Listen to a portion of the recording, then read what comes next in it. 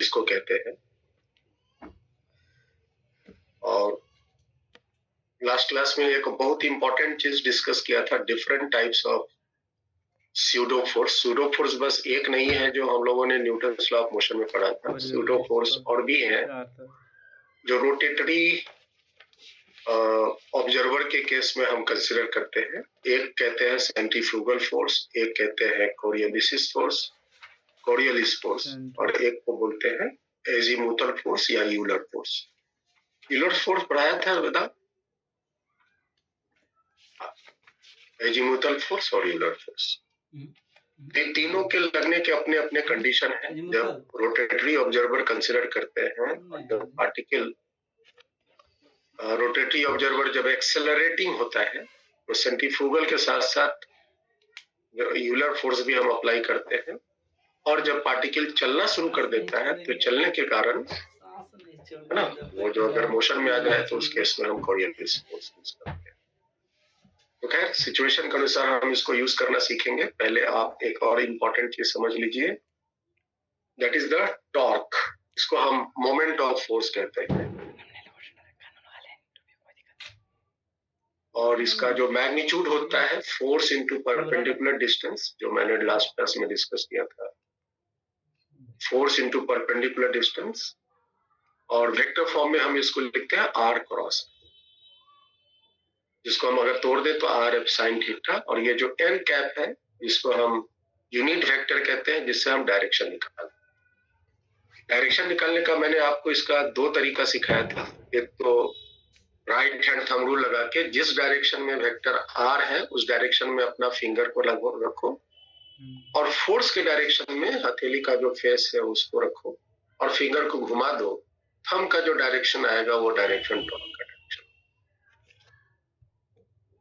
है ना। तो एक तो ये तरीका है, जनरली हम इससे निकालते हैं। दूसरा जो तरीका हम टॉर्क निकालने के लिए यूज करते हैं क्लॉकवाइज या एंटी क्लॉकवाइज। जैसे आपकी फिंगर जिस डायरेक्शन में रोटेट कर रही है, आप बस उस डायरेक्शन ऑफ रोटेशन से भी टॉर्क का डायरेक्शन डिसाइड कर सकते हो, क्लॉक या एंटी। और इस बात को बहुत इजीली विजुअलाइज करने के लिए मैंने आपको एक सिचुएशन सिखाया था राइट साइड में, कि जैसे मान लो ये आपका आर वेक्टर है और ये आपका फोर्स वेक्टर है। तो जो आर वेक्टर का टेल पॉइंट है उसको आप एज्यूम करो कि ये फिक्स्ड है, यहां से ये उखड़ेगा नहीं। हाँ, रोटेट कर सकता है, ये इधर या इधर रोटेट कर सकता है, लेकिन वो वहां से उखड़ेगा नहीं। और एक आप इस डायरेक्शन में अगर रॉड के, ये इसको आप रॉड मान लो, दिस इज अ रॉड जिसका एक छोर फिक्स्ड है, और दूसरे छोर पे अगर हम एक फोर्स अप्लाई कर रहे हो कुछ इस तरह से, आप इमेजिन कर सकते हो कि ये फोर्स इस रॉड को किस तरह से रोटेट कराएगा। तो जैसा स्थिति दिख रहा है वो इस तरह से रोटेट कराएगा। इसका डायरेक्शन टॉर्क का हो गया क्लॉकवाइज, टॉर्क का डायरेक्शन हो जाएगा क्लॉक। और अगर आपको एक्सिस ऑफ रोटेशन से इसका डायरेक्शन बोलना है, X axis, Y axis, Z axis, तो आप अपने फिंगर को घुमा दो, थंब का जो डायरेक्शन आएगा उस डायरेक्शन को आप टॉर्क का एक्सियल डायरेक्शन कह सकते। जैसे कि अगर मान लो कि आपका एक आर वेक्टर ये है और एक फोर्स वेक्टर ये है, और आपको इसका टॉर्क का डायरेक्शन डिसाइड करना है, कैसे निकालेंगे। ये जो आर वेक्टर का टेल पॉइंट है उसको आप इमेजिन करो कि यहाँ पर फिक्स्ड है, और एक प्रकार का ये रॉड है, जिस रॉड का एक छोर फिक्स्ड है और दूसरा छोर पे हम अगर एक फोर्स लगा रहे हैं, ये फोर्स इस रॉड को देखो कैसे रचाएगा, बताओ एकदम एंटी क्लॉकवाइज। ये रॉड एंटी क्लॉकवाइज डायरेक्शन घुमाएगा उसको, ये इसको ऐसे घुमाएगा, ऐसे, यस एंटी क्लॉक है ना। तो इसका डायरेक्शन, टॉर्क का डायरेक्शन हो गया एंटी क्लॉक, ठीक है। और अगर आपको एक्सिस ऑफ रोटेशन से डिसाइड करनी है डायरेक्शन, तो आप एंटी क्लॉकवाइज फिंगर को घुमा दो, थंब का डायरेक्शन जो है उससे आपको इसका डायरेक्शन। सपोज करो कि आर वेक्टर ये है, ये आर वेक्टर है, और यहाँ पे एक फोर्स लगा रहे हैं, कुछ इस तरह से एक फोर्स लगा रहे हैं along the vector R, R के ही डायरेक्शन में एक फोर्स लगा रहे हैं। और इस फोर्स का टॉर्क हमें दिखानी है। तो ये जो पॉइंट है, टेल पॉइंट है आर का, उसको आप अगर फिक्स मान लो यहाँ पे, और बताओ तो देख करके कि ये फोर्स जो है वो इस आर को एक रॉड मानते हुए बताओ कि ये फोर्स आर को कैसे रोटेट कराएगा। तो करवा ही नहीं पाएगा। करवा नहीं पाएगा। टॉर्क का मान 0, इस केस में टॉर्क का मान 0। फोर्स अगर रोटेट कराएगा तभी टॉर्क होगा, फोर्स रोटेट नहीं कराएगा तो टॉर्क 0। रोटेट कराएगा तभी तो कोई डायरेक्शन आए, नहीं रोटेट कराएगा तो डायरेक्शन नहीं। और इसी तीसरे कंडीशन को यहाँ पे मैंने बताया है, अगर कोई फोर्स आर के ही डायरेक्शन में लग रहा है या उसके अपोजिट डायरेक्शन में लग रहा है तो उस केस में टॉर्क का मान 0 है। या वो पॉइंट जिसके अबाउट आपको टॉर्क निकालना है वो फोर्स के लाइन ऑफ एक्शन पर ही लाई करता हो तो ऐसे पॉइंट के अबाउट टॉर्क का वैल्यू 0। चलो एक छोटा सा हम एग्जांपल लेते हैं और फटाफट आप बताइए। सपोज कीजिए कि ये एक आपका रॉड है, दिस इज अ रॉड।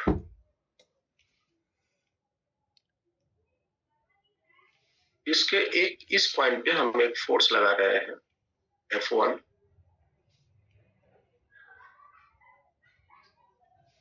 एक फोर्स हम इस डायरेक्शन में लगाए, सपोज करो ये F2।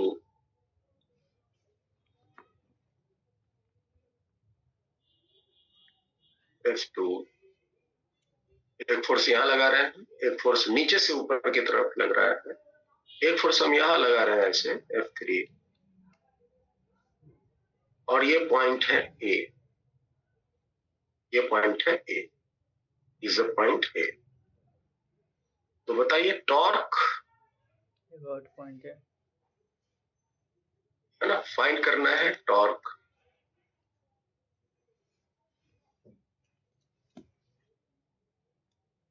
Net torque due two forces about A point के अबाउट सारे फोर्सेस के कारण इस रॉड पे नेट टॉर्क क्या होगा ये बता। मान लीजिए कि जो F1 फोर्स है वो यहाँ से y दूरी पर, रोटेट होगा पहले यहाँ से y दूरी, ये फोर्स इसको आगे रोटेट करेगा, ठीक है। ये इसको सीधे। तो निकालने का जो मेन प्रोसेस है वो पहले आप समझ लो। नेट टॉर्क अबाउट A निकालनी है, तो आप पहले बताओ कि इस रॉड पे टोटल कितने फोर्स लग रहे हैं।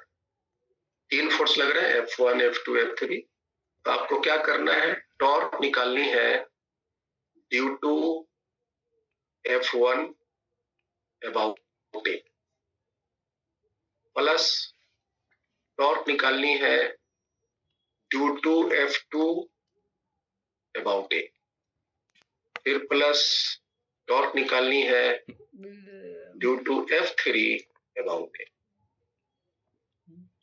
मतलब कि अगर 3-4 फोर्स और लगते तो उन चारों फोर्स से, सभी फोर्स के कारण सेम पॉइंट के अबाउट हम टॉर्क निकाल के वेक्टरली जोड़ेंगे। माथा पर देखो तीर लगा हुआ है तो हम वेक्टरली जोड़ेंगे डायरेक्शन के साथ, ठीक है। तो वेक्टर के फॉर्म में जोड़ने का क्या नियम सिखाए थे, अगर सारे वेक्टर सेम डायरेक्शन में आ गए तो सिंपली जुड़ जाएंगे, और अगर कोई अपोजिट आ गए तो घट जाए। चलो ठीक है। तो अब आप देखो F1 की वजह से, F1 फोर्स की वजह से A पॉइंट के अबाउट जो टॉर्क होगा वो कितना हो। तो इसका फॉर्मूला क्या था, फोर्स इनटू परपेंडिकुलर डिस्टेंस। ये आपकी फोर्स हो गई, और A से हम अगर उस फोर्स पे परपेंडिकुलर डालेंगे तो ये परपेंडिकुलर डिस्टेंस की वैल्यू हो गई y। और इस F1 की वजह से टॉर्क क्या होगा, डायरेक्शन क्या होगा, डायरेक्शन क्या होगा, क्लॉकवाइज। क्लॉकवाइज। तो आपका रिजल्ट एक आ गया कि F1 की वजह से A पॉइंट के बाद जो टॉर्क हुआ वो हुआ F1 इंटू वाई, डायरेक्शन हो गया क्लॉक।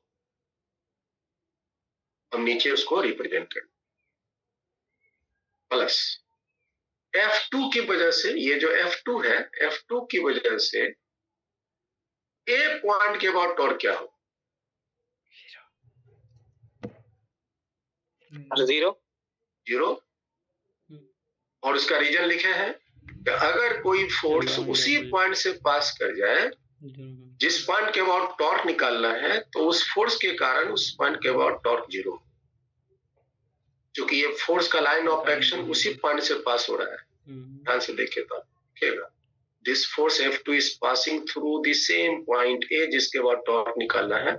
इस फोर्स के बाद A है ना, इस फोर्स के कारण A के बाद टॉर्क 0 हो गया, तो नेट हो तो उसका हम डायरेक्शन नहीं निकालेंगे।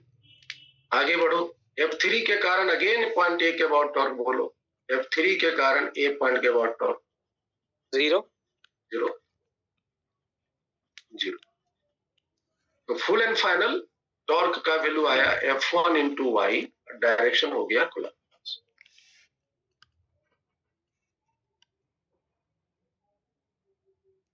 So this is the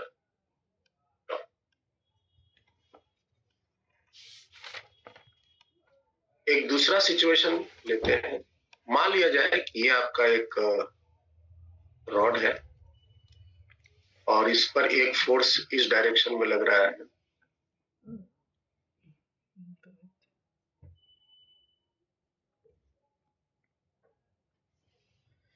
F1 एक इस डायरेक्शन में लग रहा है, F2 एक इस डायरेक्शन में लग रहा है, F3 एक इस डायरेक्शन में लग रहा है, F4 और ये डिस्टेंस, ये एंगल आपकी, ये वाली जो डिस्टेंस है, this is x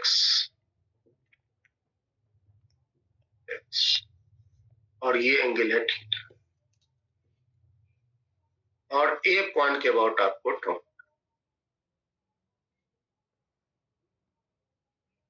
So I have to find out the net torque.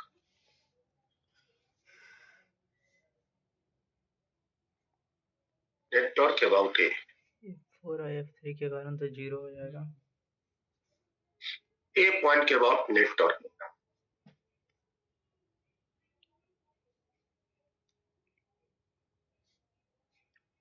तो अगर आपको नेट टॉर्क अबाउट A बोलनी है तो आपको पहले टॉर्क निकालनी है due to F1 about A, same point के अबाउट ही निकलेगा। फिर टॉर्क निकालनी है due to F2 about A, फिर टॉर्क निकालनी है due to F3 about A, again फिर टॉर्क निकालनी है due to F4 about A। इन चारों फोर्स के लिए आपको अलग अलग टॉर्क निकाल के डायरेक्शन वाइज उसको जोड़नी है। माथा पे तीर है, वेक्टरली हम उसको ऐड करेंगे। सेम डायरेक्शन वाले सारे टॉर्क जुड़ जाएंगे, अपोजिट वाले सारे कटेंगे। चलो बताओ पहले, ड्यू टू F1 H हो जाएगा ये परपेंडिकुलर। 0 F1 जी सर 0 नहीं होगा। 0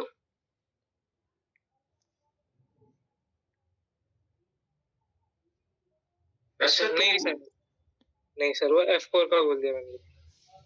नहीं, F1 यहाँ है बेटा, ये वाला, तो इसके कारण 0 नहीं होगा। F4 के कारण आपको 0 होगा क्योंकि F4 A से पास हो रहा है। F3 के कारण भी 0 होगा क्योंकि F3 भी A से पास। सर को बार बार निराश कर रहे हैं।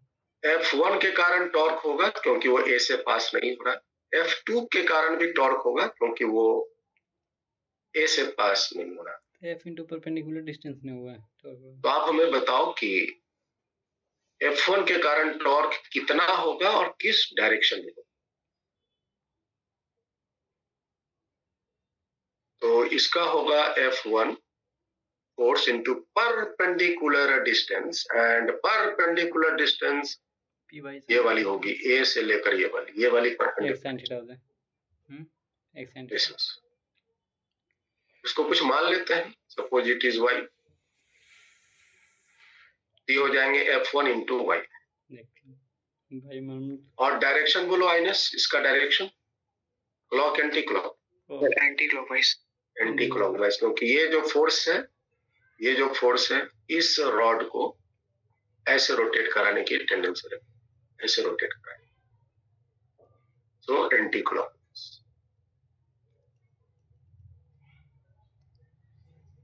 और ये चूंकि पहले आया था हम प्लस ले लेंगे। याद रखिए क्लॉक और एंटी क्लॉक में कोई भी एक प्लस तो दूसरा एक माइनस हो सकता है। ऐसा नहीं है कि एंटी क्लॉक प्लस होता है तो क्लॉकवाइज माइनस होता है, या क्लॉकवाइज प्लस होता है तो एंटी क्लॉकवाइज माइनस होता है, ऐसा नहीं है। आप दोनों में से किसी एक को प्लस तो दूसरे को माइनस ले सकते। तो बेसिकली हम क्या करते हैं कि जो पहले निकल के आ जाए उसी को हम प्लस ले लेते। तो मैंने एंटी क्लॉकवाइज को चूंकि पहले से निकल के आ गया तो हम इसको प्लस ले लिए। तो अब इसके बाद जितने एंटी क्लॉक वाले होंगे सबको हम जोड़ेंगे और क्लॉकवाइज वाला जो आएगा उसको हम घटाएंगे। ठीक है, अब बताओ तो F2 के कारण टॉर्क होगा नहीं होगा? होगा ना। F2 ये है, ये हो गया फोर्स F2 और परपेंडिकुलर डिस्टेंस ये वाला हो गया, this is the perpendicular distance ये वाला। मान लिया जाए इसको कुछ L मान लेते हैं, L, तो F2 इंटू L। बार तो सर मान लिया। और बताओ इसका डायरेक्शन क्लॉकवाइज। क्लॉकवाइज, क्योंकि ये जो फोर्स है इस रॉड को ऐसे रोटेट कराए, ये हो जाएगा क्लॉक। तो क्लॉकवाइज के लिए हम क्या करेंगे, यहाँ माइनस करेंगे। तो मैंने यहाँ पहले से प्लस लिख दिया, या आप उसको प्लस में रहने दो, क्लॉकवाइज होने के कारण ये minus. Minus sign shows the direction opposite. आगे बोलो।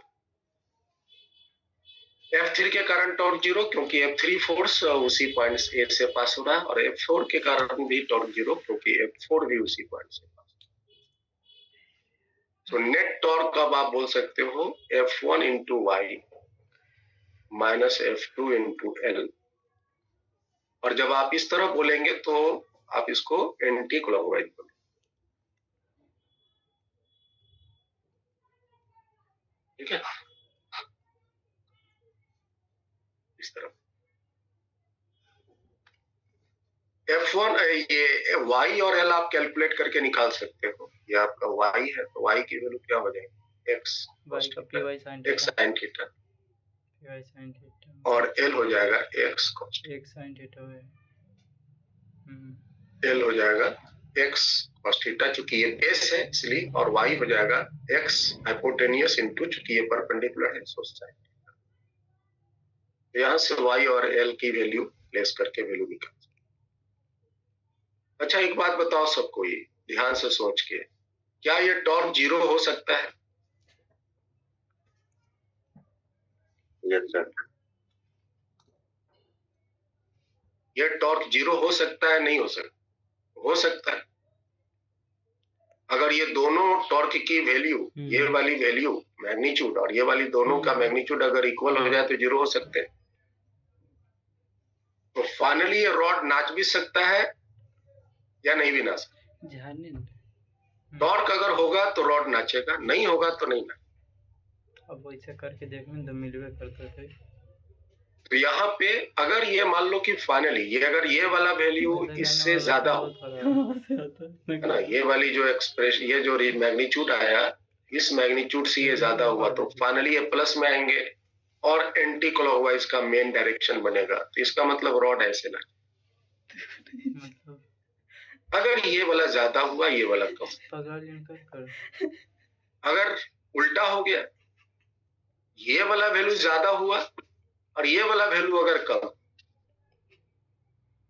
तो वैल्यू नेगेटिव आएंगे। नेगेटिव का मतलब क्लॉकवाइज, इसका मतलब ये जो रॉड है वो ऐसे ना।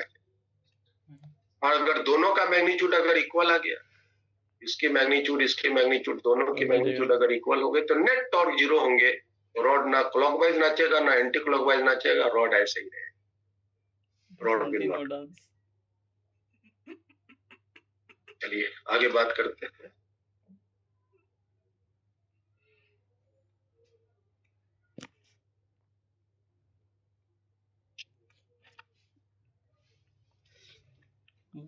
Motion of A cyclist, motion of A cyclist in circular path.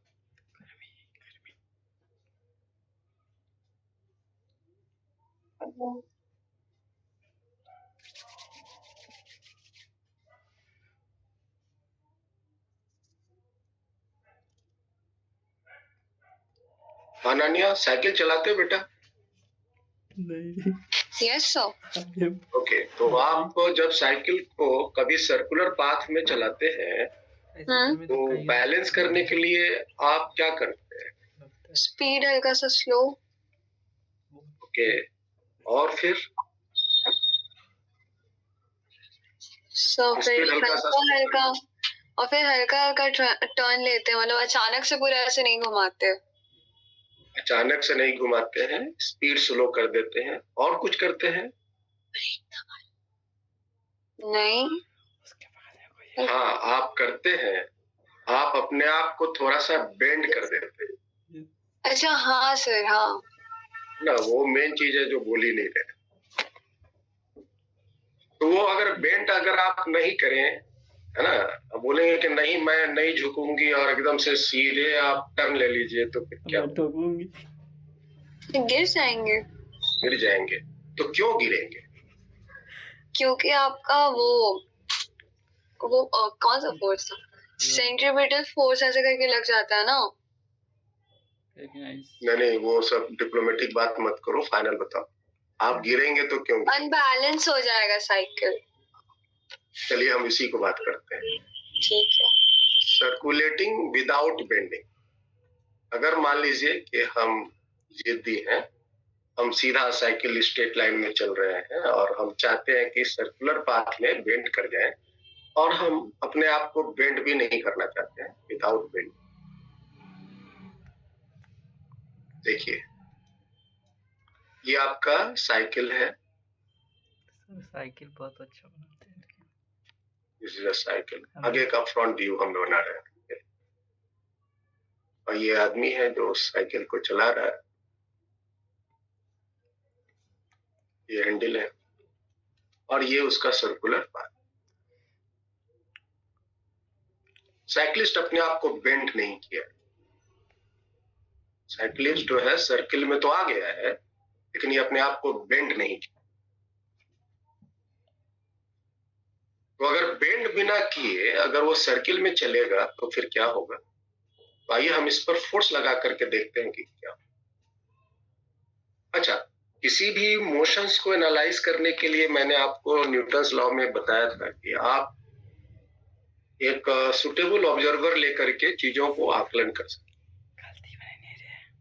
आप ऑब्जर्वर साइक्लिस्ट के मोशन को ऑब्जर्व करने के लिए ग्राउंड पर भी खड़ा होकर के ऑब्जर्व कर सकते हो, नहीं तो आप इस साइक्लिस्ट के ऊपर ही एक ऑब्जर्वर बिठा करके साइक्लिस्ट का हाल समाचार पूछ सकते हो। तो this is the observer taken along with the cyclist motion. ये साइकिल, ये जो साइकिल जो सर्किल में चलेगा, तो ये ऑब्जर्वर भी साइकिल के साथ साथ सर्किल में चलेगा। तो मैंने ये ऑब्जर्वर चुना है। This is the observer considered to describe the motion of the cycle. ये कैसा ऑब्जर्वर हुआ, इनर्शियल या नॉन इनर्शियल? अरे बोलो। Non inertial. ये ऑब्जर्वर मैंने अज्यूम किया दैट इज नॉन इनर्शियल। और ये कैसा नॉन इनर्शियल है? Circulating. Yes sir. Circulating observer. Circulating observer. और जब हम सर्कुलेटिंग ऑब्जर्वर लेंगे, ओके, और ये यूनिफॉर्म सर्कुलर मोशन में चल रहा है, ये यूनिफॉर्म सर्कुलर मोशन में चल रहा है, और ये ऑब्जर्वर के रेस्पेक्ट में साइकिल रेस्ट में है, साइक्लिस्ट जो है वो रेस्ट में, क्योंकि वो उसी पर बैठा।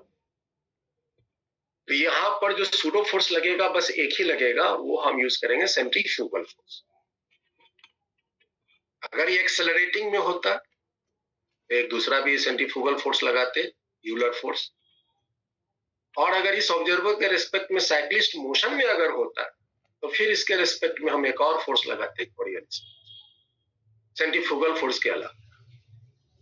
क्योंकि इस ऑब्जर्वर के रिस्पेक्ट में साइक्लिस्ट जो है वो रेस्ट में, और ये और साइक्लिस्ट जो है वो यूनिफॉर्म सर्कुलर मोशन में हम कंसीडर करते हैं। तो जो यूलर फोर्स है, जो सूडो फोर्स है, वो नहीं लगेगा और कोरियोलिस फोर्स नहीं लगेगा, और सिर्फ सेंट्रीफ्यूगल फोर्स लगेगा। तो चलिए हम फोर्स लगाते हैं। और जब आप सूडो फोर्स लगाते हैं तो उसमें क्या नियम बताया था कि जितने रियल फोर्स हैं सारे लगेंगे, और एक सूडो फोर्स भी लगेंगे न्यूटन्स के नियम को अप्लाई। तो रियल फोर्स पहले लगा दो। सर बाकी फोर्सेस क्यों नहीं लगेंगे, कोरियोलिस वगैरह? अभी बोला ना उसके बारे में। कोरियोलिस फोर्स इसलिए नहीं लगेगा क्योंकि इस ऑब्जर्वर के रेस्पेक्ट में साइक्लिस्ट का मोशन रेस्ट में है। ठीक है सर। और एक और फोर्स क्या था, यूलर फोर्स या अज़ीमुथल फोर्स, वो क्यों नहीं लगेगा? क्योंकि ये जो सर्कुलर मोशन है वो यूनिफॉर्म, इसकी जो लगने का कंडीशन पर होना, वेदांग मैंने कितना डिटेल से बताया। अल्फा क्या है? Angular acceleration. ये रहेगा तब ना ये फोर्स लगेगा। अगर ये जीरो हो तो ये फोर्स ऑटोमेटिक जीरो होगी। Yes sir. और बेटा और दूसरा देखो, कोरियोलिस फोर्स में क्या था, ये वेलोसिटी है ना, velocity of particle with respect to observer. तो अगर ये वेलोसिटी जीरो हो गया तो ये भी फोर्स जीरो हो जाएंगे। Yes sir. लेकिन ये जो आपका था सेंट्रीफ्यूगल फोर्स, ये लगेगा। तो हम यहाँ पे अब फोर्स लगाते हैं। तो पहले सारा रियल फोर्स लगाएंगे, मास होने के कारण mg। अच्छा, mg फोर्स कहां से लगाएंगे वेदांत? पोजीशन इंपॉर्टेंट है सर एकदम बीच से? एकदम बीच से नहीं, सेंटर ऑफ मास या सेंटर ऑफ ग्रेविटी कहते हैं। मान लिया जाए कि साइक्लिस्ट का जो मास है 60 kg का है, और जो ये साइकिल जिसको वो चला रहा है वो 40 kg का है। तो टोटल जो मोशन सर्किल में है वो टोटल कितने मोशन हो गए? 10 kg, 100 kg। 40 kg का साइकिल है और 60 kg का आदमी है, तो टोटल 100 kg का मोशन सर्किल में। और 100 kg पूरा का पूरा जो है ना साइकिल के नीचे पोर्शन से आदमी के हेड पोर्शन में distributed.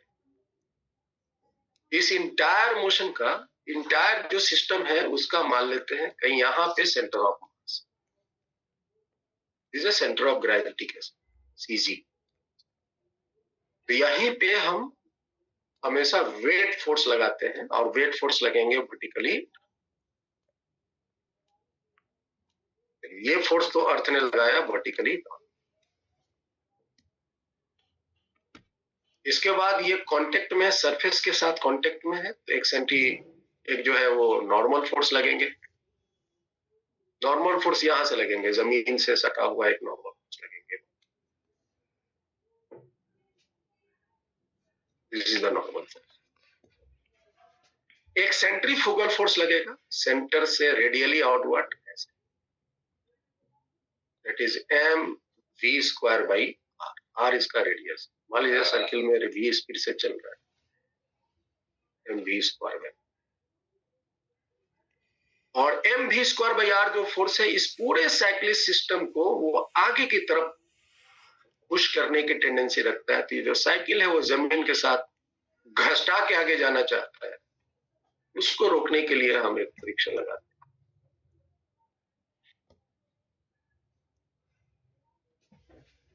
This is the friction. तो friction force point of contact पे लगेंगे, नॉर्मल फोर्स भी पॉइंट ऑफ कांटेक्ट पे लगेंगे। mg फोर्स लगेंगे सेंटर ऑफ ग्रेविटी से डाउनवर्ड, और सेंट्रीफ्यूगल फोर्स भी लगेंगे सेंटर ऑफ ग्रेविटी से रेडियली आउट। मान लेते हैं centre of gravity point of contact से y डिस्टेंस पे, because it is at a distance of y। और ये आपका पॉइंट ऑफ कांटेक्ट है, सपोज करो A। बताओ तो क्या ये साइक्लिस्ट सर्किल में चल पाएगा या गिर जाएगा?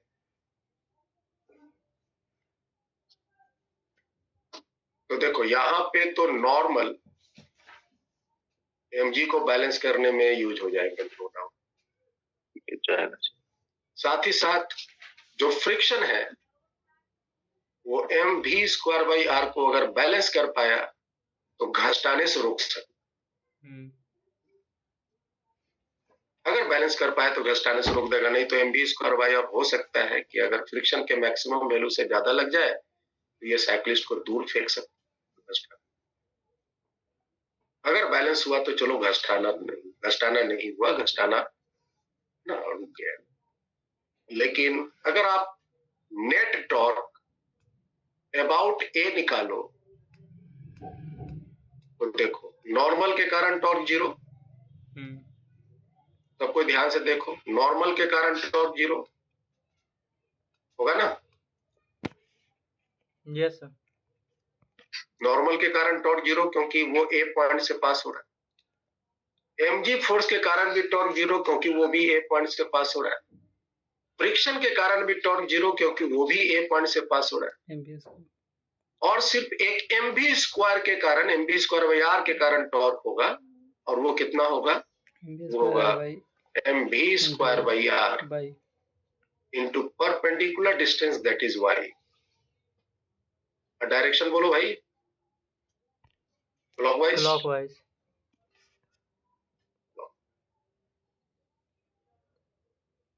और तुम इसको गौर से देखो तो क्या ये कभी 0 हो सकता है? नहीं। क्या ये जो टर्म क्लॉक, ये जो टॉर्क का आया है, क्या ये 0 हो सकता है? नहीं सर। नहीं 0 हो सकता, क्योंकि साइक्लिस्ट में मास होंगे, नाच रहा है तो स्पीड होंगे ही, सर्किल में चल रहा है तो रेडियस होंगे ही, और सेंटर ऑफ मास अगर ग्राउंड से कुछ ऊंचाई पर है तो y के वैल्यू कुछ होंगे ही। This is not 0। और अगर ये 0 नहीं है, इसका मतलब यही टॉर्क है जो इसको बाहर की तरफ फेंक देगा और ये ओवरटर्न कर जाएगा, मतलब पलट जाएगा। और वो पलटेगा कैसे? Out from the circle. Circle के बाहर ये साइक्लिस्ट गिरेगा अगर ये बिना बेंड करते हुए। तो आप यहां कह सकते हो, if cyclist is moving, is circulating without bending, is circulating without bending, then he will fall out from the circle. Circle के बाहर गिर जाएगा ड्यू टू दी टॉर्क।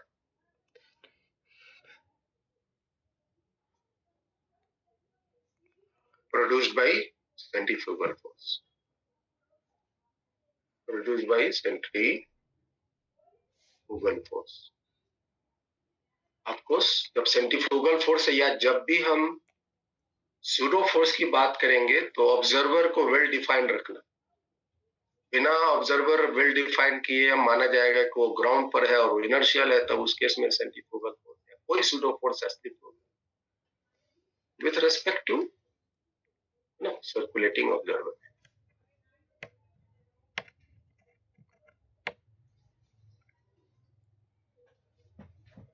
तो दिस इज द, ये साइक्लिस्ट का मोशन हुआ। जब वो बिना बेंड किए सर्किल में चलेगा तो वो सर्किल से बाहर गिरेगा और वो गिरेगा इस फोर्स के। अब अगर वो अपने आप को गिरने से बचाना चाहता है तो क्या करेगा? वो बेंड करेगा, बेंड करके सर्किल में चलेगा। इस साइड एक अपना फोर्स है ना, सर्कुलेटिंग विथ बेंडिंग।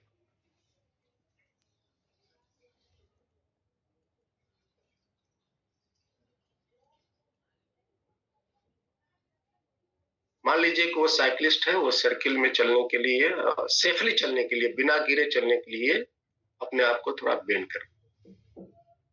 तो बेंड किधर करेगा? सर्किल के भीतर बेंड करेगा, सर्किल के बाहर बेंड करेगा?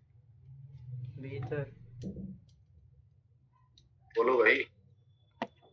इधर सर्किल के अंदर बाहर करें। सर्किल के अंदर करें, अंदर बेंड करें। ये है आपका वही तो सर्किल, अंदर ये बोल। है साइक्लिस्ट। अब बोलने से कुछ नहीं होगा, गलती भी वो चलेगा। ठीक है, ज्यादा ज्यादा क्या बोलेंगे सर, बेइज्जती करेंगे। करो। ये हम एक टिपिकल डायग्राम बनाया है तो सही तो बोल रहे हैं, हम्म, दिमाग और लगाओ ये तो गलती आपका नहीं होगी। साइकिल का अगर गलती भी सर्कुलर हो मोशन है। खबर हो जाएगी। जब तक दिख रहा है? और याद रहेगा, अगर सर डांट दे ही ना तो ठीक ठीक, लेकिन गलती से अनन्या बताओ तो इस साइक्लिस्ट में कैटो चक्का है? शायद 2 होना चाहिए, लेकिन एक दिख रहा है। एक दिख रहा है, एक पीछे है बेटा, नहीं, ना, एक सामने वाला है और एक उसी के पीछे में, और आपका फ्रंट व्यू है। Very bad sir. हाँ सर, समझ गए ड्राइंग से। तो ये सिचुएशन है। और अब ये टुवार्ड दी मतलब कि सर्किल के अंदर बेंड क्यों किया है, और अगर आप बाहर बेंड करेंगे तो सारे फोर्सेस डिसाइड कर देंगे कि इसका क्या होने वाला है। आगे देखिए। बंद कर दे। और फिर इस साइक्लिस्ट का मान लेते हैं सर्कुलर रेडियस है आर, भी स्पीड से सर्किल में चल रहा है, और इसकी भी स्थिति का आकलन करने के लिए एक ऑब्जर्वर को हम इसी साइक्लिस्ट पर बिठा दें। This is the observer technique, what is the circulating observer मैंने लिया। चलिए मान लेते हैं कि इसका जो सेंटर ऑफ ग्रेविटी है वो यहाँ है। पूरा जो साइकिल में मोशन हो रहा है, आदमी का मास प्लस साइकिल का मास, टोटल मास का सेंटर ऑफ ग्रेविटी यहाँ है। और ऑब्जर्वर मैंने यहाँ लिया है। ये ऑब्जर्वर हो गया non inertial. Non inertial observer के जब हम कंसिडर करते हैं तो सारे रियल फोर्स के साथ साथ एक सेंट्रीफ्यूगल फोर्स भी लगाएंगे। यहाँ भी ये यूनिफॉर्म सर्कुलर मोशन है, तो यहाँ पे यूलर फोर्स जो एजीमुथल फोर्स है वो नहीं लगेगा, और इस ऑब्जर्वर के रिस्पेक्ट में साइक्लिस्ट रेस्ट में तो कोरियोलिस फोर्स नहीं लगेगा। सेंट्रीफ्यूगल फोर्स ही अकेला एक सूडो फोर्स के रूप में यहाँ काम। तो आइए बात करते हैं। मास के कारण एक वेट फोर्स लगेगा वर्टिकली डाउनवर्ड, दैट इज एक सेंट्रीफ्यूगल है ना, मास के कारण mg यहाँ कांटेक्ट में है, तो कांटेक्ट के कारण एक नॉर्मल फोर्स लगेगा vertically upward. This is the normal force. एक सेंट्रीफ्यूगल फोर्स लगा देते हैं सेंटर से radially outward, mv square by R. जो इस mv स्क्वायर बाई आर के कारण ये जो इंटायर आदमी और साइकिल का जो सिस्टम है वो ये mv स्क्वायर बाई आर उसको बाहर की तरफ फेंकने का कोशिश करेगा। ये जो चक्का है वो जमीन से घसटाएगा, और घसटाने से रोकने के लिए सड़क जो है, रोड जो है, उस पर एक फ्रिक्शन फोर्स होगा। ये फ्रिक्शन, तो यहाँ पर भी वही 4 फोर्स लग रहे हैं। और आप देख ही रहे हो साइक्लिस्ट जो पहले खड़ा था बिना बेंड किए, अभी वो साइक्लिस्ट ऐसा हो गया है, मतलब पहले की स्थिति से वो थीटा एंगल बेंड कर गया। The cyclist is taken a bend angle theta from the vertical। याद रखिए एंगल वर्टिकल से वो थीटा एंगल बेंड। तो यहाँ भी देखो इक्विलिब्रियम कंडीशन के लिए नॉर्मल जो ऊपर का फोर्स है वो बैलेंस करेगा mg को, तो बाय डिफॉल्ट ये बैलेंस करने वाला है।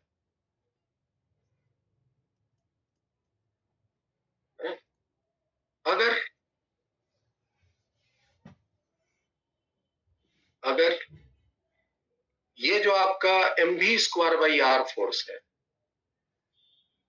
mv स्क्वायर बाई आर, अगर ये लेस देन और इक्वल टू फ्रिक्शन का मैक्सिमम वैल्यू है, देन नो स्कीडिंग।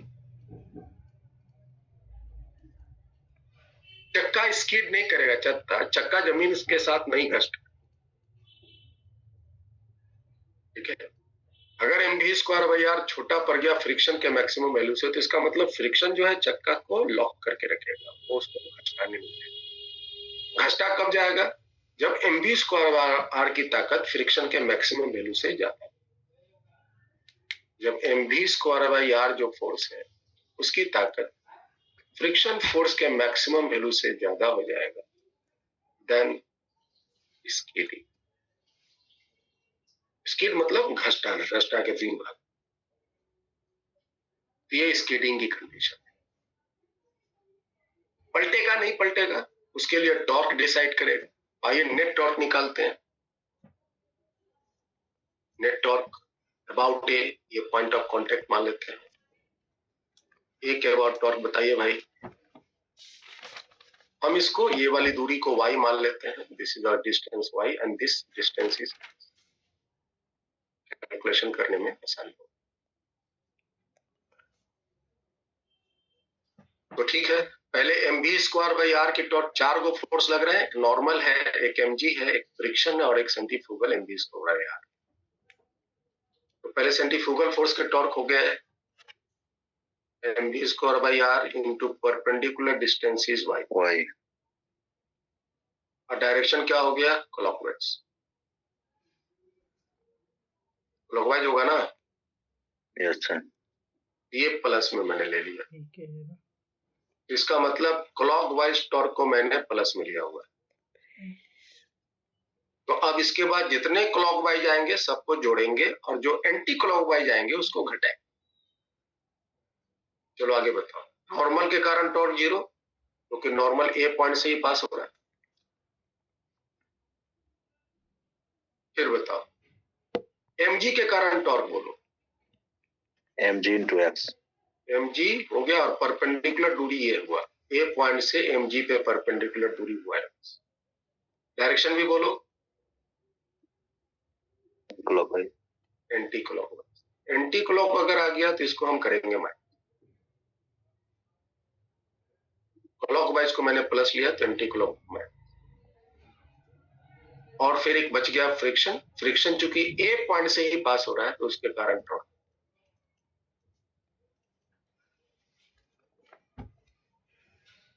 अब नेट टॉर्क की बात कीजिए तो यहां पर सामने क्या आ गया? तो यहां आ गया mv²r into Y minus mg into X. ये दोनों बराबर ये हो गए होते हैं। आपके टॉर्क। और इसका डायरेक्शन का नेट मान ये आपको याद रखें, ये आपका हुआ क्लॉकवाइज और ये है एंटी। घटा करके फाइनली ये हम क्लॉकवाइज ही बोलेंगे, क्योंकि यहां पर अगर कोई साइन नहीं है तो ये प्लस ही। चलिए, अब ये साइक्लिस्ट पलटेगा नहीं पलटेगा? पलट भी सकता है, पलट के बाहर भी गिर सकता है, अंदर भी जा सकता है और ये बच भी सकता है। अगर दोनों बराबर हो गया तो बच जाए। ठीक है, तो आप हमको बताइए यहाँ, इफ mv² इंटू वाई अगर ज्यादा है mg x से तो क्या होगा? आउटसाइड। तो ये बाहर की तरफ पलट जाएगा ना? पलटेगा। Yes sir. तो ये हो जाएगा then fall out of circuit. अगर mv² इंटू वाई छोटा पड़ जाए और mg x बड़ा हो जाए तब इनसाइड। तब इस केस में साइक्लिस्ट फॉल करेगा, fall inside the circle, circle के अंदर फॉल करेगा। और अगर दोनों के वैल्यू बराबर हो जाए तो mv² into r, mv²/r into Y becomes exactly equal to mg into X. No fall, no overturn, पलटेगा नहीं and circulate safely, circulate safely. ये 3 कंडीशन। तो अब अगर आप इस साइक्लिस्ट को सेफली चलाना चाहते हो, बिना पलटे आप इस साइक्लिस्ट को चलाना चाहते हो, एक एक कंडीशन लेते हैं। To circulate the cyclist safely,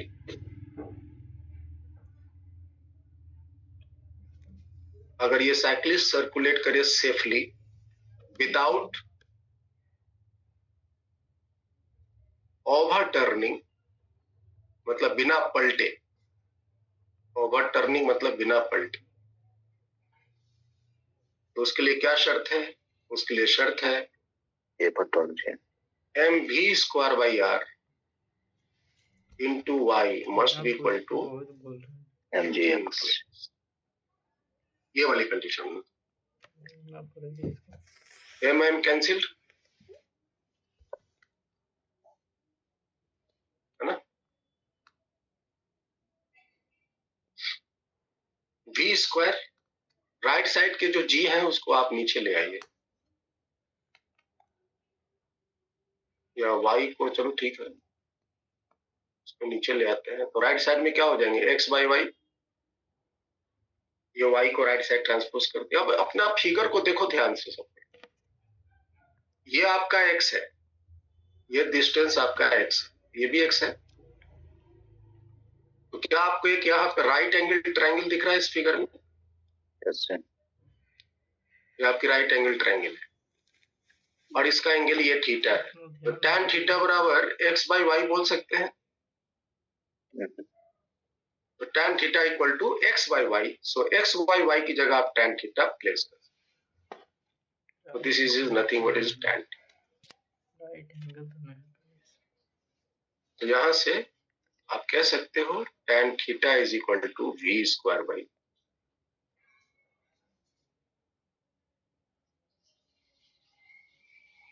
तो अगर ये साइक्लिस्ट v स्पीड से r रेडियस के सर्किल में सर्कुलेट करना चाहता है तो एग्जैक्टली इतना थीटा एंगल से उसको बेंड करना।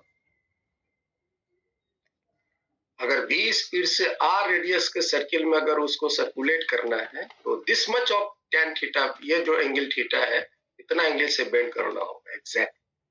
अगर इस एंगल से कम एंगल बनाया, इस एंगल से अगर कम बनाया बाहर गिर जाएगा, और इस एंगल से ज्यादा बनाया तो अंदर गिर जाएगा।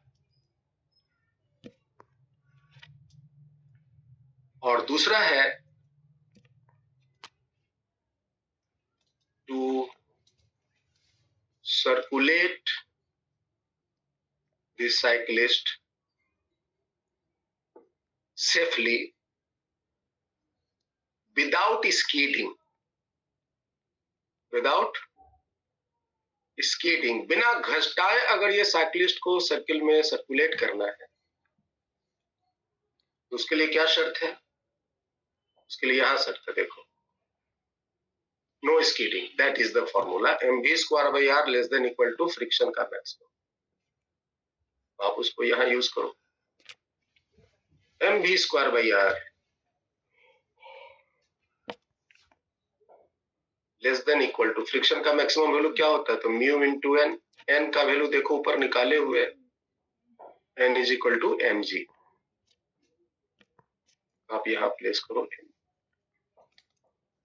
एम से एम कैंसिल हो, और ये कंडीशन हो चाहिए कि म्यू जो है coefficient of friction between tyre and road, that should be greater than और equal to v square by R. अगर coefficient of friction v square by R G से अगर ज्यादा है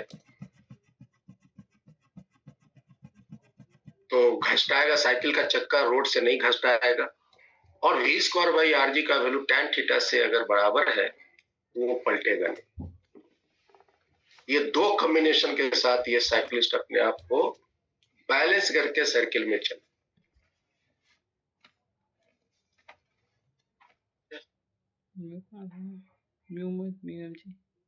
यहां से हमको क्या सीखने को मिला कि अगर साइक्लिस्ट को बिना बेंड के, बिना पलटे या बिना गिरे अगर सर्किल में उसको चलना है तो उसे अपने आप को टुवार्ड्स द सेंटर कुछ ना कुछ बेंड करना ही पड़ेगा, और अगर बिना बेंड किए वो सर्किल में चलेगा तो वो पलट जाएगा बाहर की तरफ। और बेंड भी करना होगा तो किधर बेंड करना पड़ेगा? उसको बेंड करना पड़ेगा सेंटर है ना, सर्किल के अंदर। सर्किल के बाहर अगर बेंड करेगा तो क्या होगा वेदांत? सर्किल के बाहर अगर साइक्लिस्ट बेंड करके अगर सर्कुलेट करे तो क्या वो साइकिल चल सर पाएगा? गिर जाएगा बाहर की तरफ। गिरेगा। हाँ, तो धराधर गिरेगा। एक तो एमजीओ गिराएगा और एक एमवी स्क्वायर बाई आर भी गिराएगा। एक्चुअली में क्या हुआ, आप अगर गौर से देखो, जब वो नहीं बेंड हुआ था, यहां भी नॉर्मल लग रहा है, फ्रिक्शन लग रहा है, सेंट्रीफ्यूगल फोर्स भी लग रहा है और एमजी भी लग रहा है। यहां पर भी वही 4 फोर्स लग रहे हैं जो यहां लग रहे हैं। बेंड होने से एक फायदा ये हुआ कि जो एमजी फोर्स है, ये एमजी, वो थोड़ा बगल में शिफ्ट हो। MV square by R, friction exactly देखो वहीं लग रहे हैं जहां लग रहे थे पहले। नॉर्मल भी देखो एग्जैक्टली वहीं लग रहे हैं, कॉन्टेक्ट से वर्टिकली। बेंड होने पर बस जो एमजी यहां ए पॉइंट से गुजर जा रहा था, वो अब थोड़ा बगल से शिफ्ट हो गया, जिसके फलस्वरूप क्या हुआ कि जो एमवी स्क्वायर बाई आर, जो यहां उसको गिराने के लिए रेस्पॉन्सिबल था, इसको काउंटर बैलेंस करने के लिए ये एमजी भी एक एंटी क्लॉकवाइज टॉर्क बनाना शुरू कर दिया है कि एमवी स्क्वायर बाई आर जो क्लॉकवाइज टॉर्क बना के इसको पलटाना चाह रहा है, एमजी जो फोर्स है वो भी एक टॉर्क बनाकर उसको काउंटर बैलेंस करने में रेस्पॉन्सिबल और उसको गिरने से बचा लिया। तो बेंड होने से नए फोर्स नहीं जुड़ जाते हैं, बेंड होने से वही फोर्स जो है कुछ नया डेवलपमेंट क्रिएट कर देता है, जिससे कि वो गिरने से बचे। वो नया डेवलपमेंट क्या है? तो नया डेवलपमेंट है कि जो वेट फोर्स है एमजी, वो थोड़ी सी शिफ्ट हो गई है और वो फिर अपना एक टॉर्क बनाने लग गया जो एमवी स्क्वायर बाई आर के टॉर्क को बैलेंस करने लगा, और इस कारण से ये गिरने से। सर्किल में चलने के लिए साइक्लिस्ट को अपने आप को बेंड करना ही पड़ेगा। अगर बेंड नहीं करेगा तो वो गारंटी गिरेगा ही गिरेगा। ठीक है, तो यहां हम उसका रिजल्ट लिख देते हैं। तो circulate this cyclist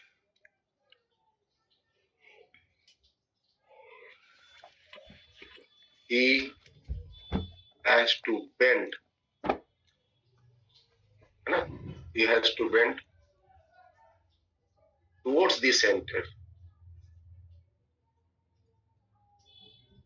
otherwise he will overturn। वो अपने नहीं तो वो ओवरटर्न कर जाएगा। और भी स्पीड से आर रेडियस के सर्किल में चलने के लिए कितना उसको टर्न बेंड करना पड़ेगा, वो मैंने यहाँ वैल्यू निकाल दिया। अच्छा, तो कभी भी जब आप थोड़ा सा भी, अगर आप हैंडल भी मोड़ेंगे तो अपने आप को बैलेंस करने के लिए बेंड करना पड़ेगा। जैसे कि मान लो कि आप एक रोड से जा रहे हो ना, जैसे कि ये रोड से जा रहे हो, ऐसे सीधे जा रहे हो, यहाँ पर आपको मुड़ना है, यहाँ पे आपको मुड़ना है, तो आप यहाँ पर अगर थोड़ा सा भी मुड़ोगे ना तो अपने आप को बैलेंस करने के लिए बेंड करना। अगर सीधे मतलब कि पूरा एकदम सीधा स्ट्रेट मेंटेन कर जाओगे तो वहीं धड़ाम से गिर जाओगे सर, क्योंकि एक छोटा सा पोर्शन भी जो है वो सर्किल का ही पार्ट। तो जरूरी नहीं कि पूरा एंटायर सर्किल होगा तभी बेंड करेंगे, तो एक हल्का सा भी कर्व मोशन लेने के लिए आपको बेंड कर लेंगे, अदरवाइज आप वहीं पे गिर जाए। ठीक है, तो जनरली जो हम लोग का शहरी रोड होता है, शहर का जो रोड होता है, जैसे कि मान लो ये एक चौराहा है, ये आपका चौराहा है, रोड में मुझे नहीं से धसा दिया जाता है। ठीक है, और मान लो कि तुम ये साइकिल चला के ऐसे जा रहे हो, आपको कभी इधर मुड़ना है, या साइकिल चला के ऐसे जा रहे हो तो आपको कभी इधर मुड़ना है, तो क्या करते हो? अपने आप को बेंड करके बैलेंस करके सीधे चले जाते हो। अब आप थोड़ा इमेजिन करो कि आपका तो भाई 2 चक्का है, चक्का ये है, एक चक्का ये है, एक चक्का उसके पीछे, और आप साइकिल पर बैठ के साइकिल चला रहे हो। आप अपने आप को ऐसे करोगे तो ऐसे हो जाओगे, या ऐसे करोगे तो ऐसे हो जाओगे, तो आप अपने सुविधा अनुसार उसको जो है बेंड कर ले। लेकिन अगर हम आपसे पूछें कि मान लो ये कार चल रही, ये कार चल रही, और कार को अगर इधर बेंड करना है या कार को इधर बेंड करना है, इसको भी तो पलटने का खतरा है, जैसे कि साइकिलिस्ट को पलटने का खतरा था। रोड पे से करिए तो फिर कार क्यों नहीं पलटता, आप क्यों पलट जाते? बोले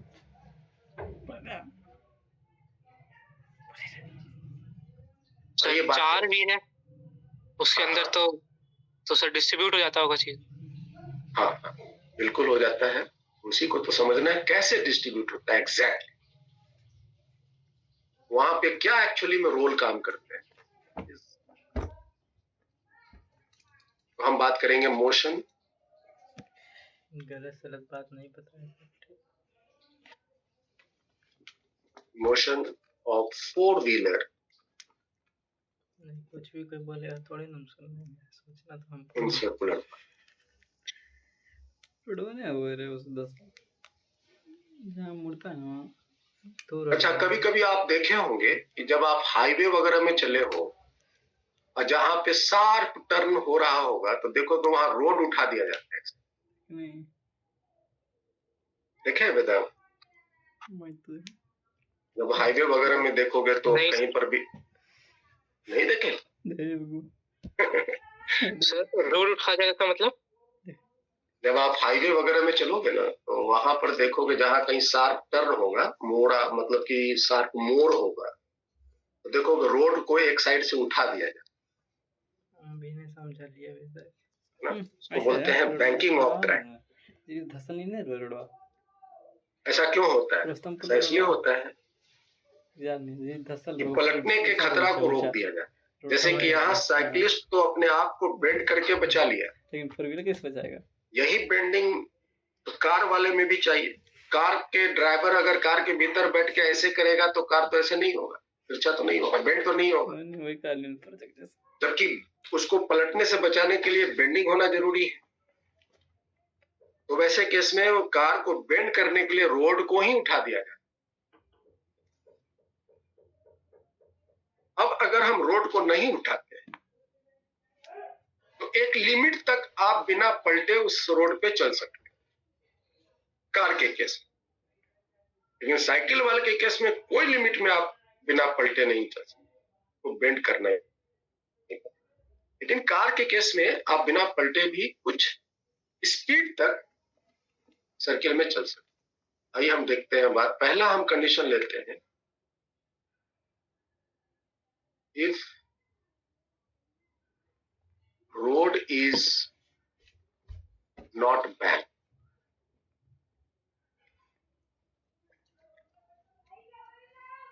सर्च करो बैंक। बैक मतलब रोड को इंक्लाइन बना देना।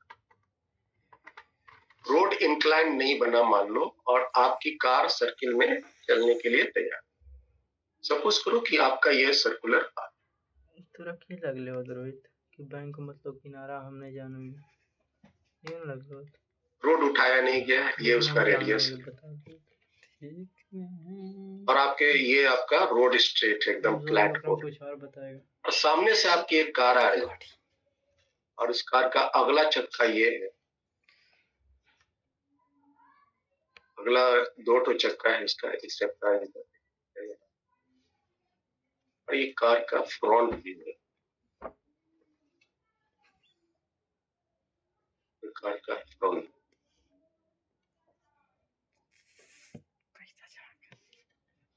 ये सामने से कार चलती हुई आ रही और वो सर्कुलर मोशन है, स्पीड भी से वो कार चली।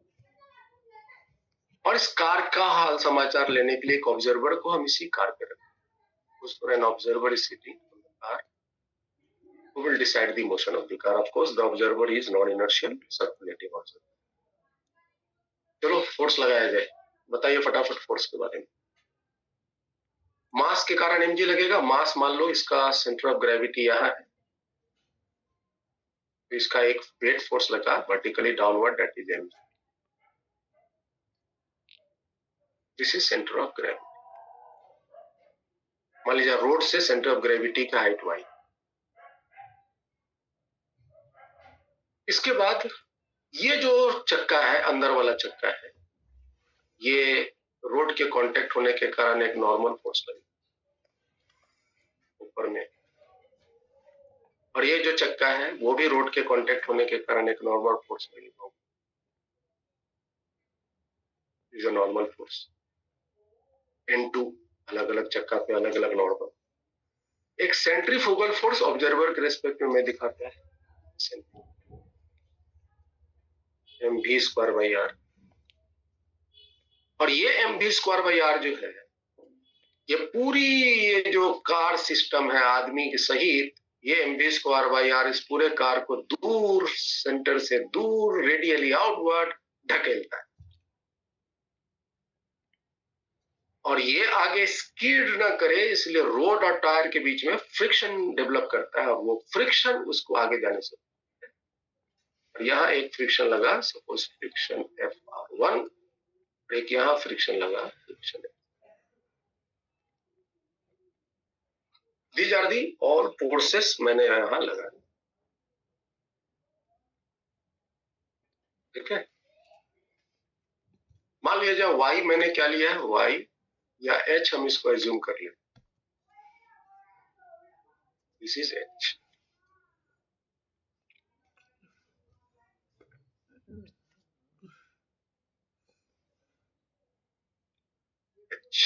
What is h? H is the height of CG from the ground. Ground से CG की हाइट है h। सपोज करो B is what? B is the distance between front wheels. Distance between front wheels. ये आपकी यहाँ से यहाँ तक का दूरी B है, ये चूंकि mg वर्टिकली डाउनवर्ड बीचों बीच लगा है तो ये पार्ट आधा हो जाएगा b/2, और इस साइड भी हो जाएगा b/2, ठीक है। ये b/2 हुआ, ये भी b/2।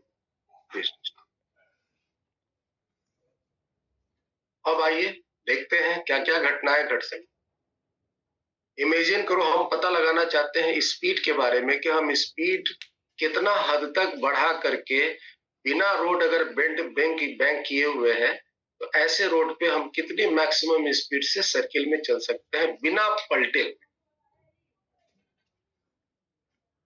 ठीक है। तो आप मेरे छोटे छोटे प्रश्नों का जवाब देना शुरू कीजिए। अगर हम स्पीड बढ़ाना शुरू कर दें तो क्या क्या बातें होंगी?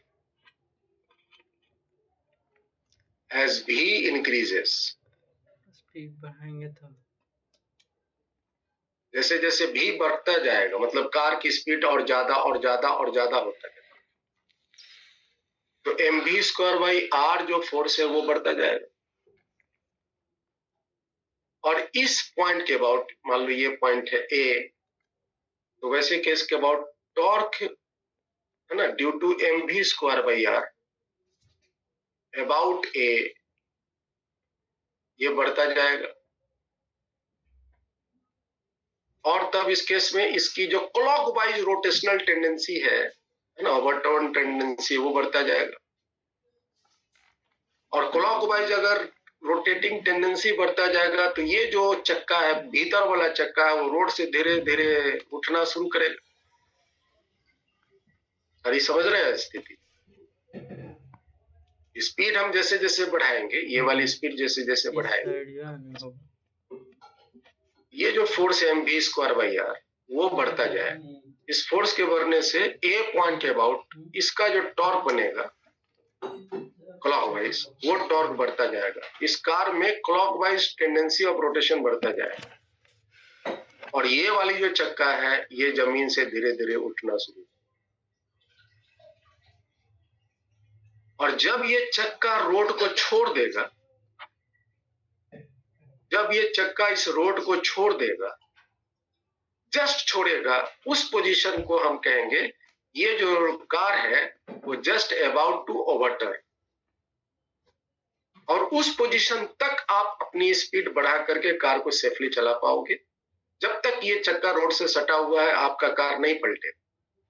लेकिन जब ये चक्का, ये भीतर वाला चक्का जब रोड को कनेक्ट करना छोड़ देगा, टच उसकी जो संपर्क अगर छूट जाएगा, उस पर्टिकुलर स्पीड तक आपका गाड़ी नहीं पलटेगा। और उस पर्टिकुलर स्पीड के बाद अगर आप और स्पीड बढ़ा दोगे तो कार ये जो है रोड पे पलट जाएगा, क्लॉकवाइज पलट।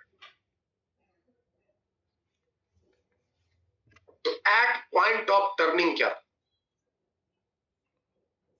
Eight point of overturning, car की पलटने की स्थिति में क्या होगा? कार के पलटने की स्थिति में ये जो नॉर्मल है वो जीरो हो जाएंगे। ये जो फ्रिक्शन फोर्स है, अब ये कांटेक्ट छूट गया तो ये फ्रिक्शन जीरो हो जाएंगे। तो बस अब कौन से फोर्स बच गए? ये जीरो हो गया, तो बच गया एक mg, बच गया एक नॉर्मल और एक बच गया mv²/r। और इस स्थिति में ये जो आपका नॉर्मल N2 है वो बैलेंस करेगा mg को,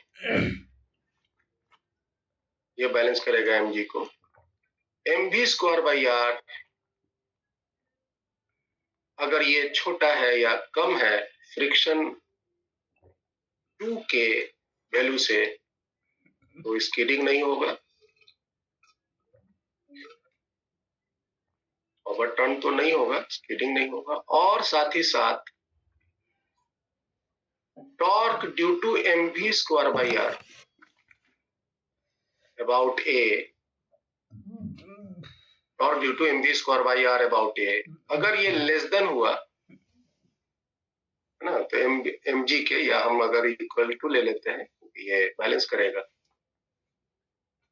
torque due to mg about a।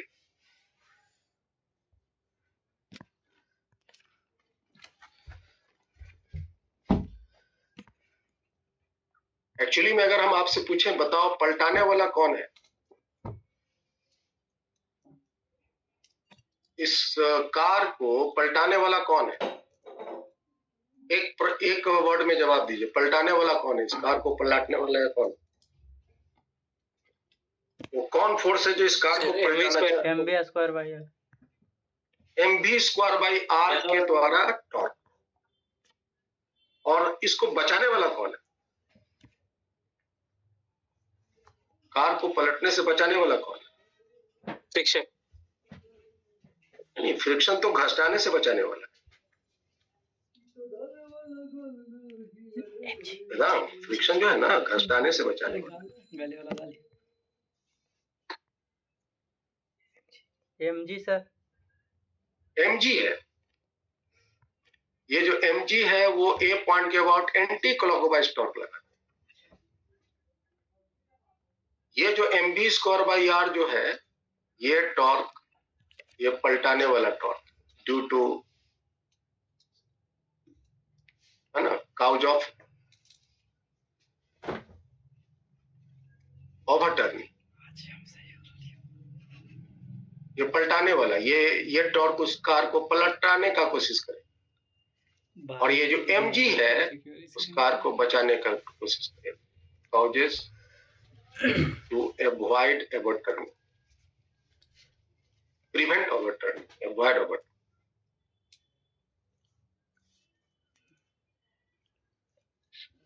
अगर पलटाने वाला बचाने वाला से ज्यादा होगा तो पलट जाएगा, है ना। पलटाने वाला अगर बचाने वाला से ज्यादा हो तो पलट जाएगा, और अगर बचाने वाला पलटाने वाला से ज्यादा हो तो बचा रहेगा। तो बस सिंपल सा सिद्धांत है यहाँ। तो फॉर नो ओवरटर्निंग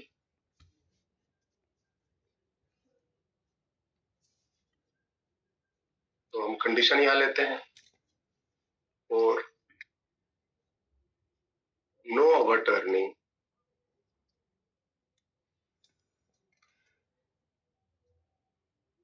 अगर कार ना पलटे उसके लिए क्या शर्त है? Torque due to mg about a should be greater than or equal to torque due to mv²/r about a।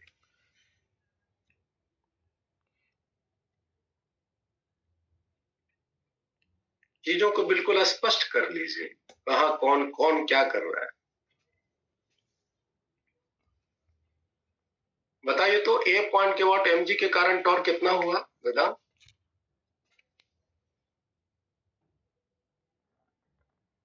mg into B by two, यहाँ से ये वाली डिस्टेंस है b बाई टू, यस और इसका डायरेक्शन हो गया एंटी क्लॉकवाइज, और mv स्क्वायर बाई आर के कारण टॉर्क बोलिए। mv square by R into H ना, ए पॉइंट से जो फोर्स है उसकी परपेंडिकुलर दूरी हो गई h। तो m और ये m कैंसिल, m और m कैंसिल, यहां से v की वैल्यू आप निकाल सकते। सो v की जो सेफ वैल्यू होंगी that should be less than और इक्वल टू अंडर रूट ना, हो गया भाई GBR डिवाइडेड बाई Q।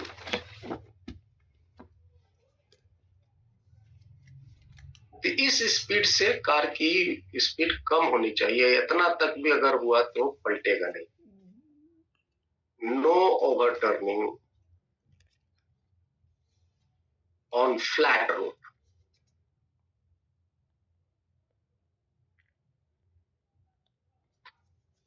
सीधा सपाट रोड है, उस पर ओवर टर्निंग ना हो, उसके लिए condition no over turning over a flat.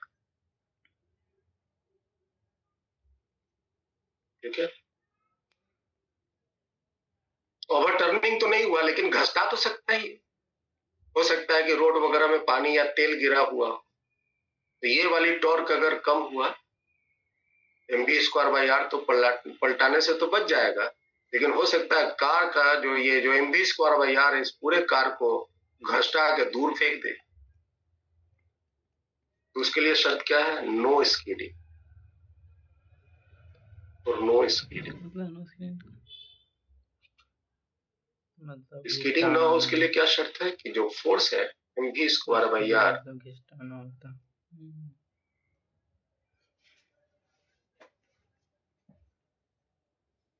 ये लेस देन और इक्वल टू होना चाहिए फ्रिक्शन के मैक्सिमम म्यू इनटू, तो m एंड m कैंसिल, और यहाँ से v की जो वैल्यू आएंगी लेस देन और equal to root under mu और G. Mu are.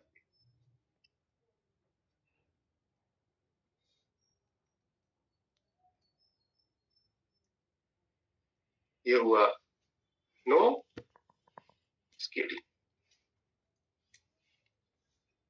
while circulating on flat।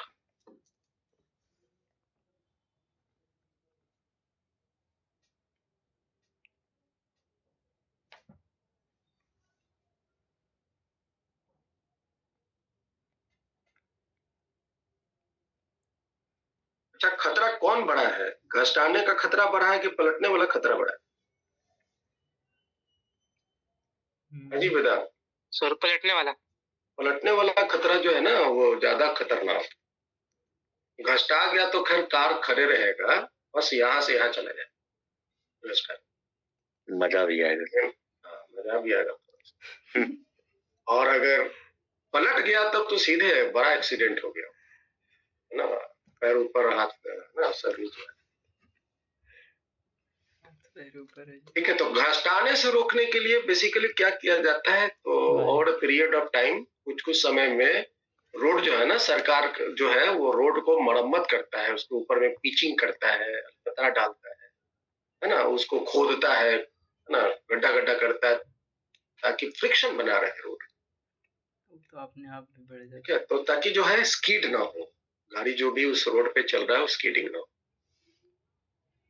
और तुम जब आप इसका स्पीड निकालोगे ना, ये वाली जो स्पीड निकालोगे, ये जो आप कैलकुलेट किए हैं, ये वाली जब आप स्पीड कैलकुलेट करोगे, ये बहुत ज्यादा स्पीड नहीं आता, ये वैल्यू बहुत कम आता है। मान लीजिए 10 मीटर पर सेकेंड या 4-5 मीटर पर सेकेंड, इस तरह से 4 मीटर पर सेकेंड इस तरह से। ये 4 मीटर पर सेकेंड आया, इसका मतलब ये हुआ कि आप 4 मीटर पर सेकेंड तक ही बिना पलटे है ना फ्लैट रोड पे सर्कुलर मोशन तक चल सकते। 4 से ज्यादा चलोगे तो पलट जाओगे, 4 से कम चलोगे तो नहीं पलट। लेकिन कार की स्पीड तो 100 किलोमीटर, 120 किलोमीटर, 80 किलोमीटर स्पीड चलाने की है, और अगर हम उस स्पीड से ही धड़ल्ले जा करके फ्लैट मोड़ देंगे, है ना, जैसे कि मान लो 80 किलोमीटर पर सेकंड से जा रहा है और जाते जाते मैं ऐसे ही मोड़ दिया और रोड एकदम से फ्लैट है, सीधा है, आपका कार पलट जाए। तो वैसे केस में हम पलटने से बचाने के लिए क्या करते हैं, रोड को इंक्लाइन कर देते हैं, रोड को बैंक कर देने से क्या फायदा है कि पलटाने वाला जो खतरा है वो खत्म। रोड को बैंड कर देने से पलटाने वाला जो खतरा है वो ऑलमोस्ट जो है प्रिवेंटेड हो जाता है। कुछ नहीं होता स्पीड में। हाँ, स्कीडिंग वाली या स्लिपिंग वाली खतरा रहता है, लेकिन पलटाने वाला खतरा ऑलमोस्ट खत्म। इसलिए देखोगे हाईवे वगैरह पे या एक्सप्रेस वे जो है, जहां पर स्पीड लिमिट है 80 kilometre per hour, 100 kilometre per hour, 120 kilometre per hour से चलता है, वहां पर जब भी देखोगे तो रोड कहीं मुड़ रहा है, रोड को एक साइड देखोगे तो रोड उठा हुआ है। वहां के आसपास के लोग कहेंगे कि रोड इसलिए उठा दिया गया है कि बारिश का पानी बह जाए, लेकिन ये रोड को उठाया इसलिए नहीं गया कि बारिश का पानी बह जाए, कार न पलटे इसलिए रोड को उठाया। ठीक है, तो आइए हम उस कंडीशन को देखते हैं। रोड मैंने अभी देखा कि रोड अगर बैंक नहीं है तो आप बस इसी लिमिट तक सर्किल में कोई गाड़ी को चला सकते हैं, इसी लिमिट तक चला सकते हैं। और अगर आप स्पीड बढ़ाना चाहते हैं तो फिर आपको क्या करना होगा, कुछ व्यवस्था करना। Now the condition next is if road is band.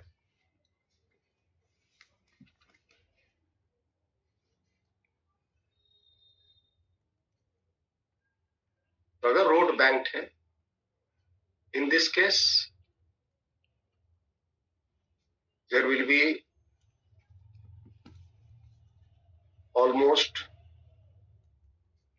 No overturning, मतलब हम पलटने से ऑलमोस्ट बचे रहते हैं। There will be almost no overturning, but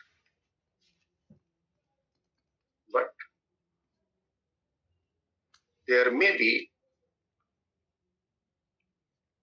the condition of sleeping down or skidding up, है ना कंडीशन। ओवर टर्निंग तो नहीं होगा, पलटने से तो हम जनरली बच ही जाते हैं, लेकिन ऐसे हालत में जो मेरा गाड़ी है, जो कार है, जो ट्रक है, वो घसटा करके रोड के नीचे आ सकता है, या नहीं तो घसटा के रोड से ऊपर भी जा सकता है। चलिए हम इसका एक डायग्राम बनाते हैं तो आप समझ में। देखिए आपका ये सर्कुलर ट्रैक है, ये सर्कुलर ट्रैक है।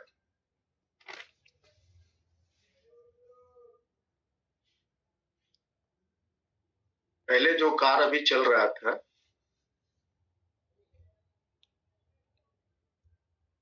वो फ्लैट रोड में चल रहा था, अब रोड को थोड़ा सा उठा दिया गया। This is theta.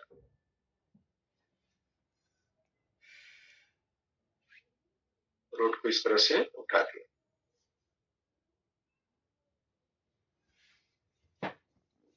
इसका जो सेंटर है यहाँ कहीं से रेडियस इसका बन रहा है सपोज।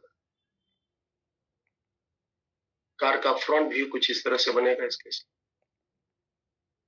अब चूंकि ओवर टर्निंग नहीं है तो हम यहाँ पे टॉर्क वाली सिचुएशन से बच जाते हैं और सिर्फ फोर्सेस को बैलेंस करने में हम use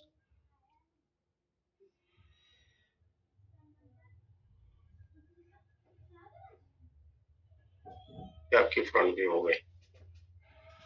is a contact on the road.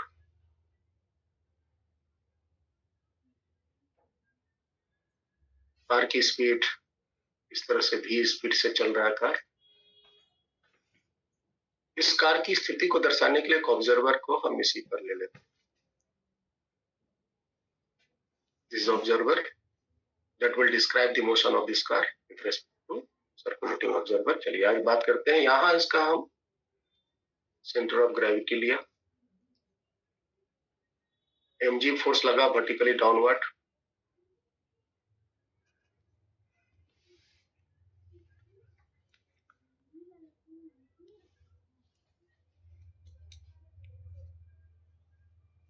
Normal इस चक्का पर भी लगेगा, इस चक्का पर भी लगेगा, तो दोनों का नॉर्मल मिला के हम एक नॉर्मल यहाँ लगा देंगे।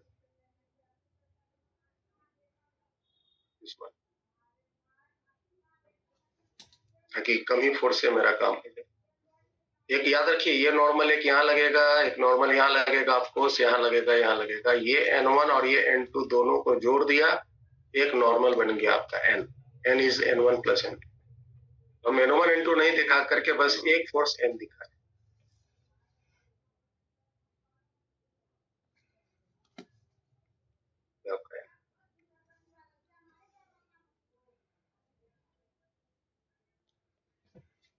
एक सेंट्रीफ्यूगल फोर्स लगाते हैं रेडियली आउटवर्ड, इसके सेंट्रीफ्यूगल फोर्स mv²/r। कंपोनेंट तोड़ लेते हैं। बताया था कि जब भी इंक्लाइन प्लेन में कोई मास हो तो हम उसके वेट फोर्स को दो कंपोनेंट में वही तोड़ लेते हैं। mg का एक कंपोनेंट आप इधर रिजॉल्व कीजिए और एक कंपोनेंट प्लेन के परपेंडिकुलर।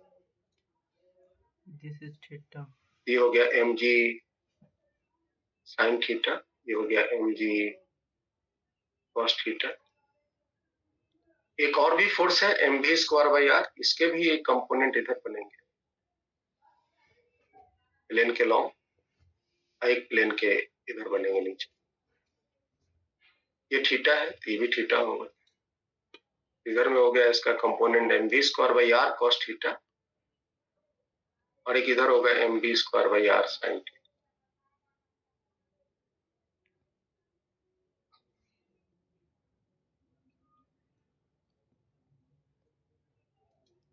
ये सिचुएशन है। तो इस सिचुएशन में नॉर्मल जो फोर्स है ये हमेशा बैलेंस किया रहेगा mg cos theta plus mv²/r sin theta.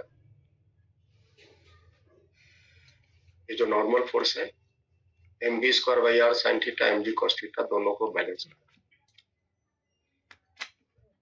खेल करेगा कौन? तो खेल करेगा वो दोनों जो फोर्स है, एक mv²/r cos थीटा और एक mg sin थीटा। ये दोनों वहां पर उधम मचाए। और ये जो रोड है जिसमें ये गाड़ी चल रहा है, इसमें फ्रिक्शन है। ऑफकोर्स रोड और टायर के बीच में फ्रिक्शन है। तो बताओ तो अगर mv²/r cos थीटा ज्यादा है mg sin थीटा से तो क्या होगा? mg sin theta. अरे बताओ भाई क्या होगा? वही है। और पलट जाएगी सर गाड़ी। पलटने का तो कहानी खत्म हो गया वेदांग। ओवर टर्निंग तो खत्म हो गया, फिर काहे पलटा रहे हो जबरदस्त? ये ज्यादा है इससे। इस केस में गाड़ी तो नहीं पलटेगा, एकदम नहीं पलटेगा। हाँ, गाड़ी घसटा करके ये पूरा जो है वो ऊपर जा सकता है या घसटा के नीचे आ सकता है, पलटेगा नहीं। रोड उठा दिया जाए तो पलटेगा नहीं।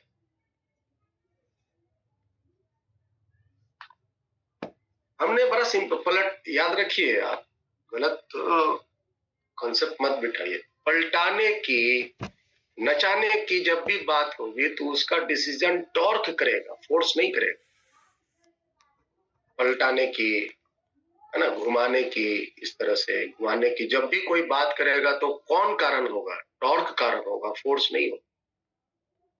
फोर्स कारण होगा चलाने का, है ना, दाएं बाएं आगे पीछे। चलाने का काम फोर्स करेगा, घुमाने का काम टॉर्क करेगा।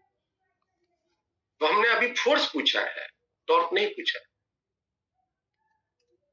चलो फिर से मैं प्रश्न करता हूं, अगर mv square by r cos theta अगर ज्यादा हो जाए mg sin थीटा से तो क्या होगा? बाहर की ओर माइनस सर उस बैंक से स्लिप कर जाएगा। हाँ, ये जो पूरा आपका जो पूरा कार का मास सिस्टम है वो mv स्क्वायर बाई r इसको ऊपर ले जाने का टेंडेंसी बनाएगा। Yes sir. लेकिन ऊपर जा नहीं पाएगा क्योंकि ये जो जब ऊपर जाने की टेंडेंसी बनाएगा तो ये जो रोड है वो नीचे के डायरेक्शन में फ्रिक्शन लगाने लग जाएगा। हाँ सर। और फ्रिक्शन इसको ऊपर जाने से बचाने लगेगा। ठीक है। अगर हम आपसे पूछें कि अगर mg sin थीटा ज्यादा हो जाए mv square by r cos theta से तब क्या होगा?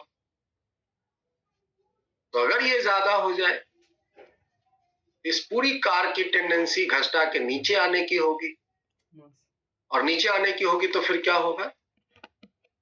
ये रोड जो है उसको फ्रिक्शन ऊपर लगाने लग जाएगा तो फिर उसको नीचे जाने से टॉर्क का कॉन्सेप्ट समझ में आ रहा है बात? घुमाने वाला ने भरोसा। अच्छा, ये वाली फोर्स कम है या ज्यादा है ये कौन डिसाइड करेगा? तो ये डिसाइड करेगा स्पीड जो आपका v है। अगर कार की स्पीड कम रखोगे तो ये वाली फोर्स कम होगी, कार की स्पीड ज्यादा रखोगे तो ये वाली फोर्स ज्यादा होगी। परंतु ये वाला जो फोर्स है ना, ये वाला फोर्स ये फिक्स्ड है, ये फिक्स्ड जो गाड़ी का मास है, जो एक्सेलरेशन ड्यू टू ग्रेविटी है, जो रोड जितना उठा हुआ है sin theta, that is fixed, it will not change. Change आपका ये वाला ही फोर्स कर सकता है mv square by r speed के कारण चेंज करें। मास रेडियस cos थीटा तो सेम रहेंगे, स्पीड के बदलने से ये वाली फोर्स सेम। अच्छा, और अगर ये दोनों फोर्स इक्वल हो जाए तो कार सेफली चलेगा और फ्रिक्शन को कोई भी यहां मेहनत करने की जरूरत नहीं होगी घसटाने से रोकने की। तो मैं अब इसका एक कंडीशन लेकर के चीजों को डिस्कस करता हूं। सबसे पहला हम कंडीशन लेते हैं, first condition, if no friction is required, या ऐसा करो,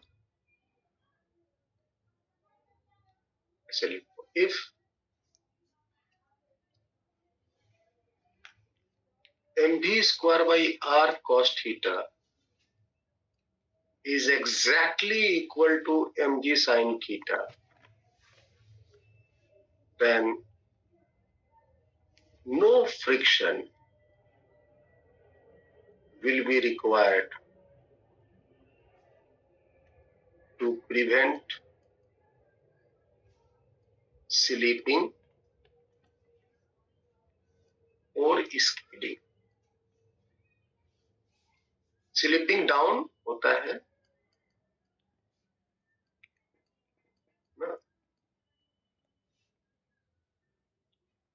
और स्कीडिंग अप, और स्कीडिंग अप। ये स्लिप डाउन होने की भी टेंडेंसी नहीं होगी, स्कीडिंग अप होने की भी टेंडेंसी होंगे, और स्लिपिंग डाउन स्कीडिंग अप होने के लिए, रोकने के लिए उसको फ्रिक्शन लगाने की कोई जरूरत। This is the condition. तो इन दिस केस आप इसको सिंप्लीफाई कीजिए, mm काट दीजिए, तो बताइए क्या आएगा। v square by r into G ना, mm कैंसिल, और साइन थीटा राइट साइड में है, कॉस थीटा भी राइट साइड चला गया नीचे में। उस केस में कार की स्पीड क्या होनी चाहिए? तो कार की स्पीड यही होनी चाहिए, root under R G time.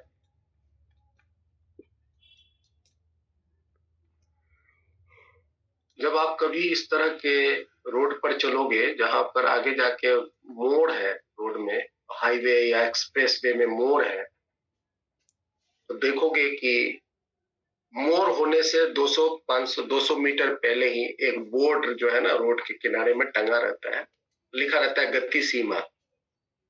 गति सीमा आपने देखा है कभी आइनस? यस। Yes sir. रोड के किनारे में लिखा रहता है गति सीमा, है ना, स्पीड लिमिट। वो स्पीड लिमिट कैसे निकाला जाता है? तो जो इंजीनियर ने रोड बनाया है उसको तो पता है कि रोड कितना एंगल से उठाया हुआ है, उसको पता है कि रोड की जो सर्कुलेटिंग की गई उसका रेडियस क्या है, और यही फॉर्मूला लगाकर root under RG tan theta use करके वो स्पीड निकाला गया। This is the safest speed, it is the safest speed.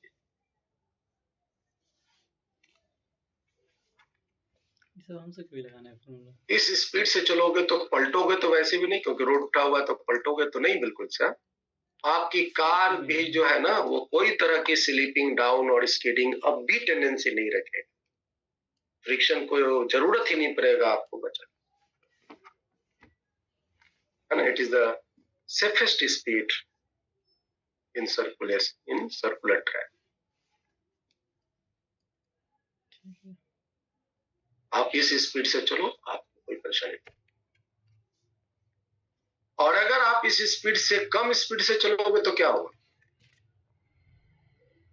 अजी, अगर आप इस स्पीड से कम स्पीड से चलोगे तो क्या होगा? कम स्पीड से चलोगे तो ये वाली फोर्स कम हो जाएंगी, इस साइड स्लिप करेंगे। अगर आप इस स्पीड से कम स्पीड से चलोगे तो स्पीड कम करोगे तो ये वाली फोर्स कम हो जाएंगी, और ये वाला फोर्स तो जस का तस है, जैसा था वैसा ही रहेगा। तो इधर स्लिप करेंगे तो आपकी जो ये पूरी कार है उसकी नीचे जाने की टेंडेंसी हो जाएंगी। तो ये जो रोड है इसकी फ्रिक्शन तब काम करेगा, और वो फ्रिक्शन आपको नीचे जाने से रोकने में हेल्प करेगा। तो मतलब आपको उस केस में फ्रिक्शन की जरूरत होगी कार को सेफ रखने की। सेफ हो जाएगा। तो हम दूसरा कंडीशन लेते हैं, हम तो गाड़ी चलाते हैं, नहीं इमेजिन करें। ठीक है, इसको मैं कॉपी कर लेते हैं ताकि हम दूसरे वैसे तो साइकिलियों पे बच्चे जिधर नाचल जाओगे ना उधर नाच ले खड़ा होके, लेकिन नहीं गिरते। ठीक, इमेजिन करने से नहीं होता है, फिजिक्स से होगा तो होगा ही। फिजिक्स तो किए बहुत कुछ है। दूजा पर मार दे। हम अब नेक्स्ट कंडीशन ले रहे हैं। ये पहला कंडीशन था 1। The next condition is 2. Reaction is double reaction. अगर डिसकंटिन्यूअस, सब कोई मेरे साथ साथ बोलो, अगर mv²/r mv²/r cos थीटा अगर ये कम हो जाए mg sin थीटा से, तब क्या होगा बताओ?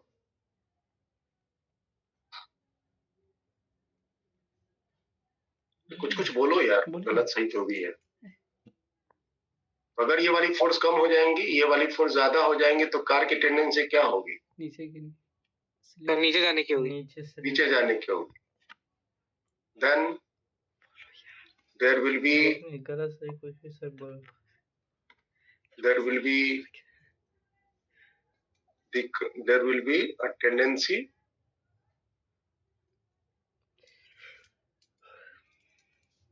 to slipping down. तो क्या कार नीचे चला जाएगा? नहीं जाएगा। नहीं, नीचे जाने की टेंडेंसी होगी लेकिन कार नीचे नहीं जाएगा। फिर क्या होगा बेटा? तो फ्रिक्शन लग जाएगा ऊपर। हाँ, तब इस केस में मैं अपनी वीडियो ऑफ करता हूँ, मेरी नेटवर्क कमजोर है ना। Then there will be a tendency to slipping down and a friction will be required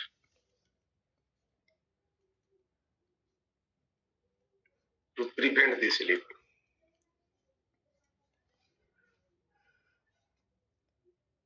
आप जब इसको सिंप्लीफाई करोगे ना, एम काट दोगे, तो आपकी जो v वैल्यू आएंगे that is the less than equal to root under RG tan theta.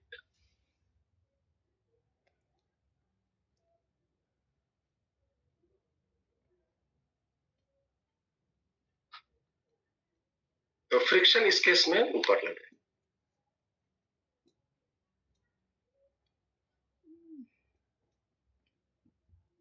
और फ्रिक्शन आपको बचा रखेगा। क्या फ्रिक्शन जीवन आपकी कोई भी स्पीड तक बचा के रख सकता है? नहीं।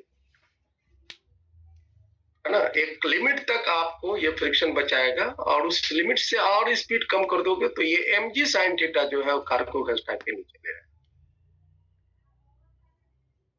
आप जैसे जैसे ये वाली स्पीड को कम करते जाओगे ये वाली फोर्स कम होती जाएंगी ना। जैसे कि शुरुआत में देखो, ध्यान से समझो, इसका जो मेन कॉन्सेप्ट है उसको ध्यान से समझो। सपोज करो कि ये जो फोर्स है mg sin थीटा फोर्स है वो 100 न्यूटन है, और शुरू में ये जो mv स्क्वायर बाई आर है ये भी 100 न्यूटन है। तो बताइए कितनी फ्रिक्शन लगानी पड़ेगी इस कार को घसटाने से रोकने के लिए? कोई भी नहीं, 0।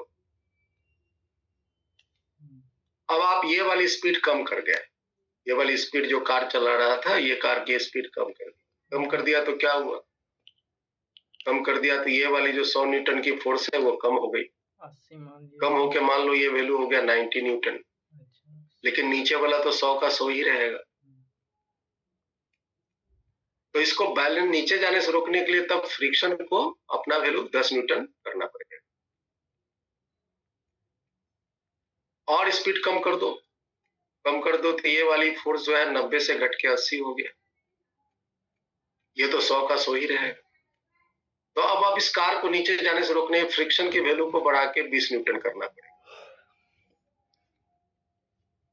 अब मान लो कि फ्रिक्शन का 20 न्यूटन उसका मैक्सिमम वैल्यू ही है। फ्रिक्शन की तो एक लिमिट तक ही वैल्यू बढ़ती है ना, फ्रिक्शन की वैल्यू 20 न्यूटन ही है मैक्सिमम, इससे और ज्यादा उसका वैल्यू नहीं बढ़ सकता।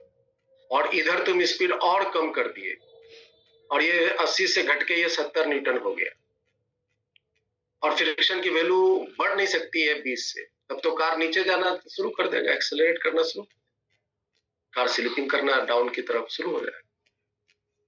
तो आप कार की स्पीड मिनिमम कितना तक कर सकते हो ताकि ये स्लिपिंग डाउन न हो? ठीक है, तो वो हम अभी कैलकुलेट करना सिखाते हैं।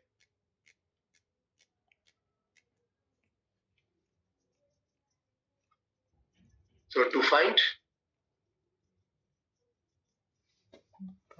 now V minimum or no slipping down,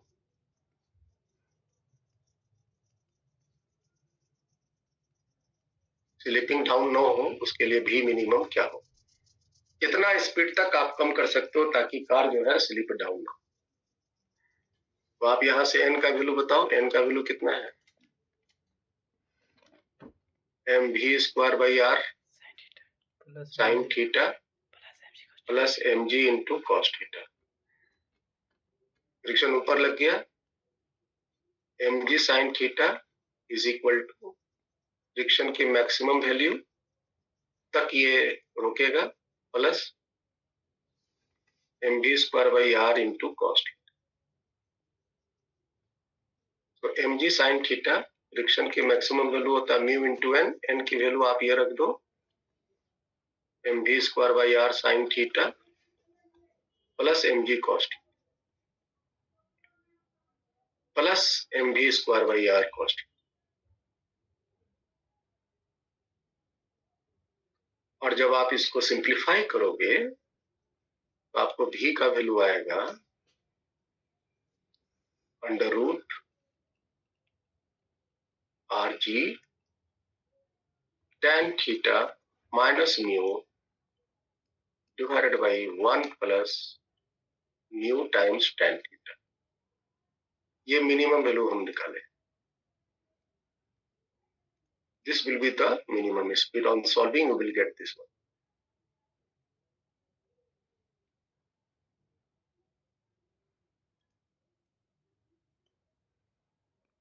तो इतनी स्पीड तक आप कम कर सकते हो कार को नीचे जाने से रोकने के लिए, फ्रिक्शन आपको बचा कर।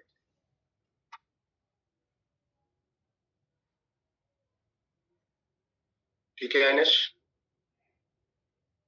Yes sir.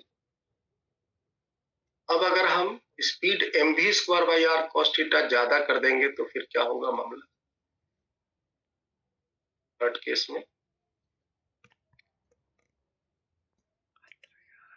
if mv square by r cos theta is greater than mg sin theta, अगर ये वाली फोर्स ज्यादा हो गई और ये वाली फोर्स कम हो गई तो इस कार की टेंडेंसी ऊपर जाने की होगी। Then there will be the condition of skidding up, and a friction will be required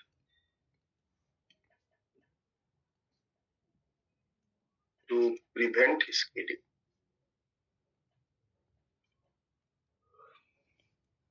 यहाँ से v का value greater than root under R B tan theta.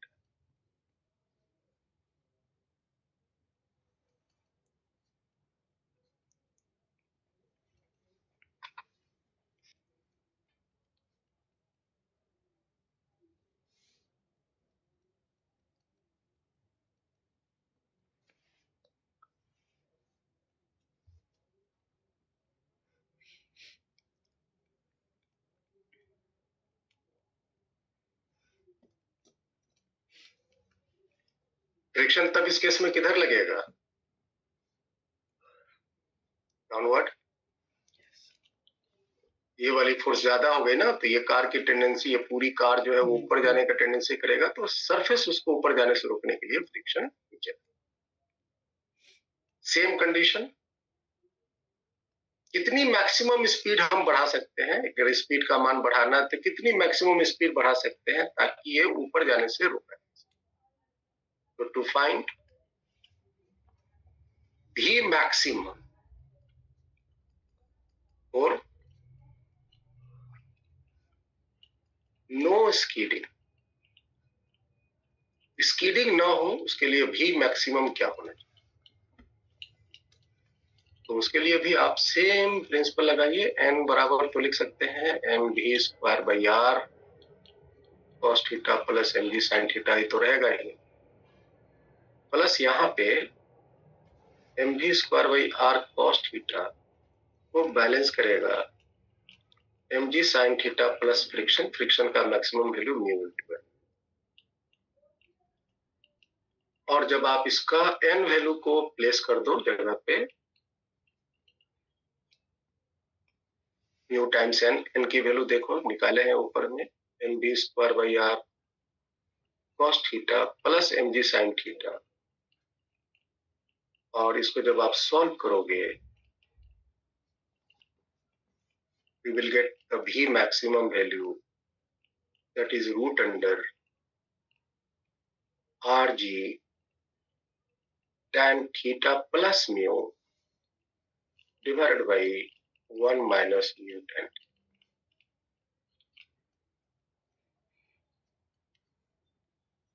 इतनी मैक्सिमम स्पीड तक आप इस कार को इस इंक्लाइंड बैंक्ड रोड पे चला सकते हैं, आप बचे रहो।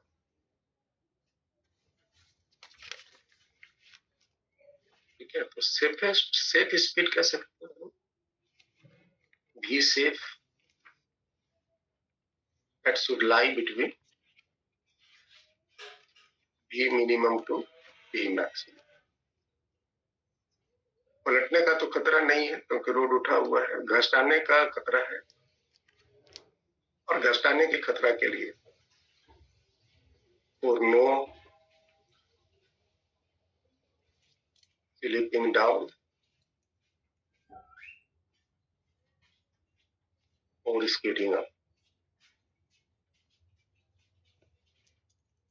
के लिए आपकी जो सेफ स्पीड है वो मिनिमम से मैक्सिमम के बीच में होनी चाहिए।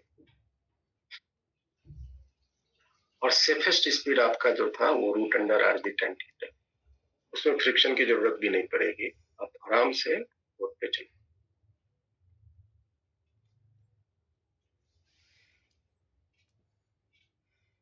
So this is the situation।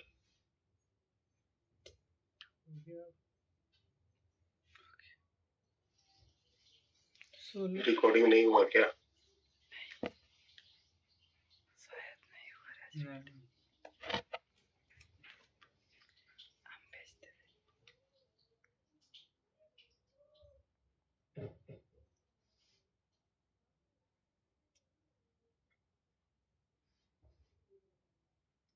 ठीक है जी। Yes sir. So this is the motion of cyclist and motion of four-wheeler on a circular track.